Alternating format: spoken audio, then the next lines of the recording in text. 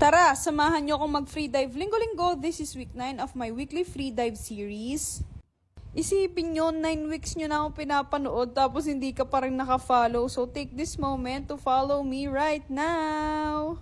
Pero share ko lang, ang ganda ng visibility sa araw na ito. I would say that this is one of my best dives.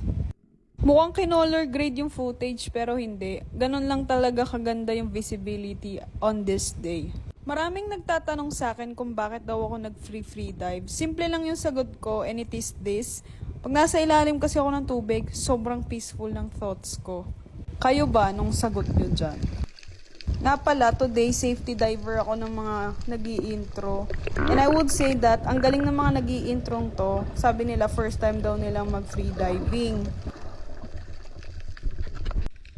Alam nyo ba, nung una ako mag-duck dive, hindi ganito ka-smooth yung pagda-duck dive ko. Samantalang ito si kuya nakababa agad at may konting struggle man sa feeling, na-execute niya rin naman ng maayos. So good for a beginner free diver. One of the best dives ko talaga to kasi tingnan nyo naman yung visibility. Excited na akong makuha yung certification ko. And tinetrain talaga kami dito sa Free Dive Pinas para maging magaling na free divers. Nag-safety diver ako kanina tapos ngayon naman nagla-line training din ako.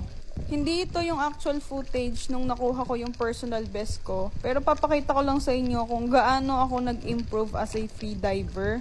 Balikan nyo yung week 1 ko, laking improvement talaga. Every week na lang meron akong bagong personal best. Kinakabahan na tuloy ako kay Jeff. So hanggang dito na lang muna. See you next week. Bye!